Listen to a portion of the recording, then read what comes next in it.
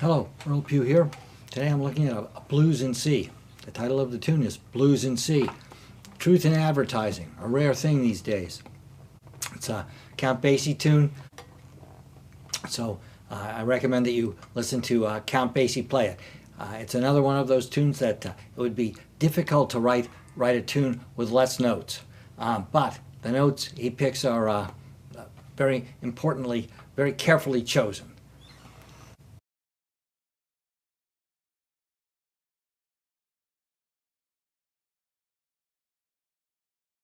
There's three chords in the song. There's a C7, an F7, and a G7. I'm playing them all at the 8th fret because I want to play the arpeggios all sort of in the same neighborhood. When we get to the turnaround, there will actually be a C, C7, A7, D7, G7, so a so-called rhythm changes turnaround.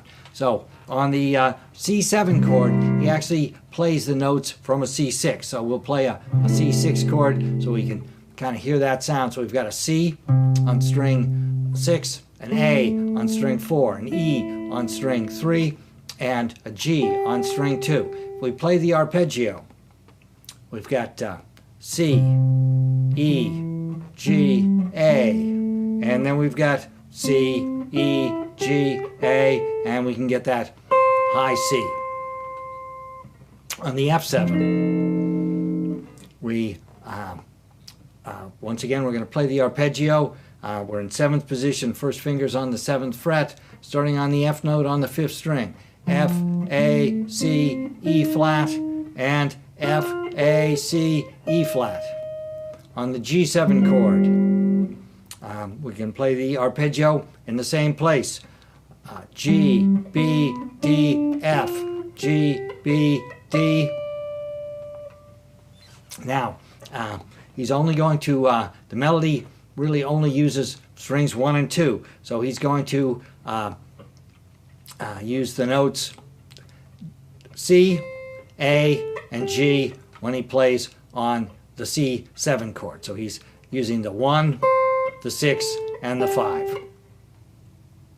When he goes to the F7 chord, he's going to use the C note and the E flat, and he's going to have a passing tone D. So we've got the flat 7, and we've got the 5, and we're using the 6 as a passing tone. When we get to the G7, we're really only going to use the D note out of all the notes that we could have picked from the chord, but he's going to use the E flat, which would be from the blues scale.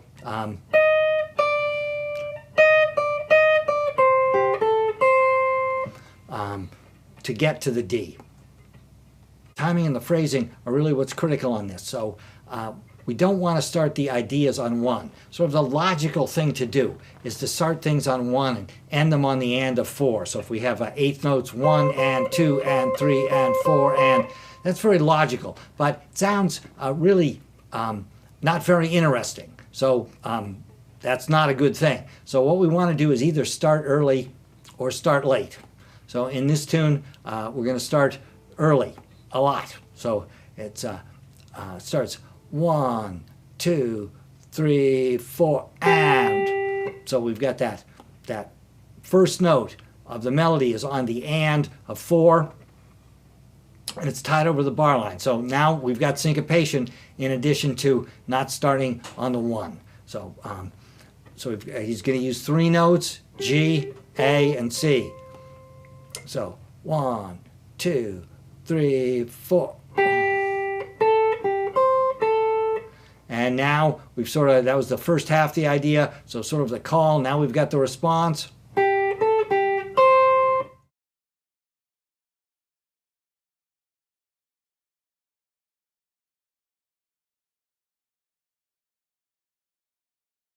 Then the next measure, we're going to play that entire phrase again, exactly the same. So we'll have that anticipated G, 1, 2, 3, 4.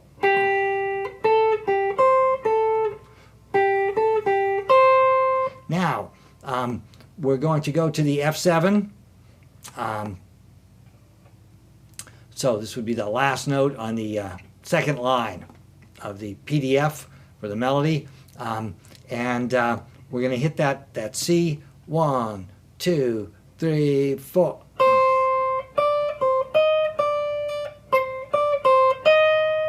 And we're just kind of using that D note to get around between the C and the E flat. So we're chord tone oriented. Now we're back to the C chord. He's going to play the same idea again. 1, 2, 3, 4.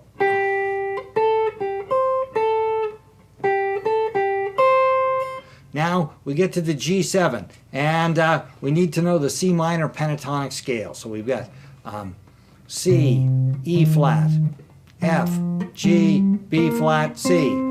We'll start on that C, C, E flat, F, G, B flat, C, E flat. So that would be, we got the first finger on fret 8, and it's one finger per fret. So 8 with the first finger, 9 with the second finger, 10 with the third finger, and the 11th fret with the fourth finger. There are people that spend a lot of effort to avoid using the fourth finger. If they would use half as much effort to learn how to use their fourth finger properly, they would be better. So my advice is use the fourth finger. 1, 4, 1, 3, 1, 3. Then we're going to the next string. We'd have the C, but now the E flat would be 1, 3, 1, 4, 1, 4. So very guitar-friendly pattern.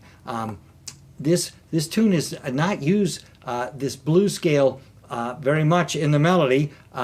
It mostly uses it just on the G7 chord. We've got that E flat, the blue note, leading us down to the D, and that D was out of the G7 chord. And then we'll do it again. And now he's going to play that lick that really outlines a C6 chord. C, G, A, C. That was 3 notes out of the 4 notes in a C6 chord. The band is still on the G7, but we're resolving to a C7. It's going to sound great. So also this tune is kind of doing the jazz guy trick of on a blues on the 1 chord, in this case on the C7 chord. If you play the 6, it's a little bit the blues, the B flat is a bluer note, and that A note is a little bit of a sweeter note, a little jazzier sound, and so we'll use that on the 1 chord.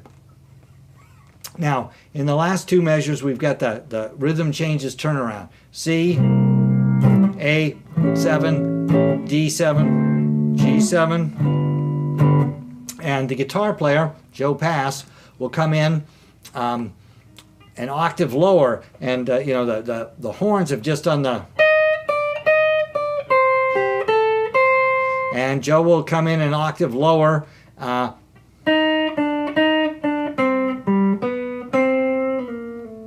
It's difficult to make the jump and get both parts in, but I put it in the PDF because I thought it was kind of a nice thing to do.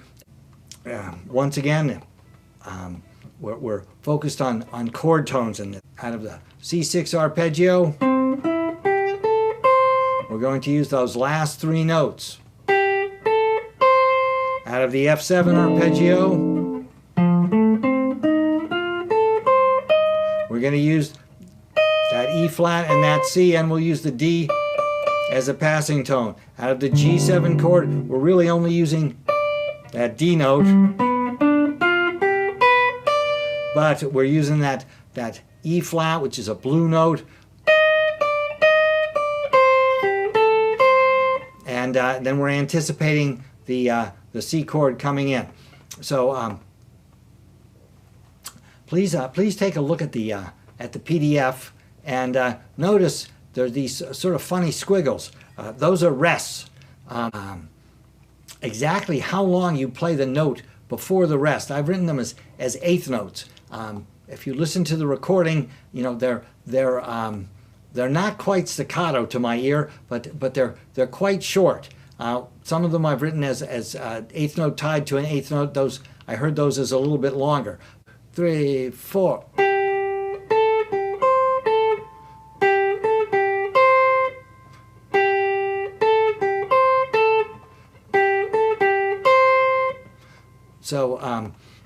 So it's not just when you play the note, but it's also how long you hold it. And it's very easy to play it too short.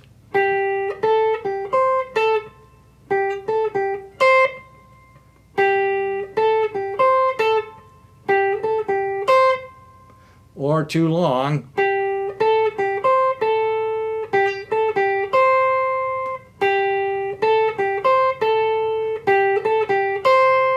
So you know, the Basie band has a great groove, and you know, everyone's playing those notes exactly the right length. There's a piano intro. It will fit on the guitar. That's the first line of the PDF. He's kind of doing a cool thing. If you imagine this D7 chord, if we were to move that up 5 frets, it would be a G7. And then we could take the notes on strings 3 and 2. And so that would be a G7, that would be a G flat 7, and that would be an F7. So he's kind of doing this chromatic motion. 1, 2, 3.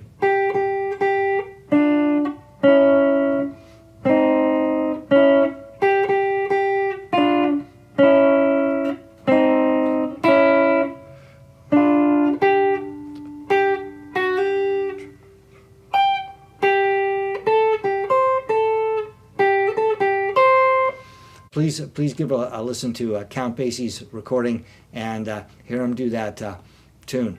So I'd like to give a shout out to an old friend, Bill Mosley from Augusta, Maine. Bill taught a music history class that I took, and at one point he said it would be impossible to overestimate the importance of Jelly Roll Morton and Louis Armstrong. And so I'd like to thank him for pointing that out, and I would like to point out to everyone that it would be impossible to overestimate the importance of Count Basie. So please go listen to some Count Basie and listen to the space. You know, it's very easy on the guitar to fill everything up, right? We don't have to take a breath. Horn players need to breathe, so they're naturally going to think about phrasing. We, as guitar players, we can just move the pick up and down. The audience needs to breathe. They need to know, where did this phrase end? Where does that one start? So have a good week, and hope to see you again next week. Thank you.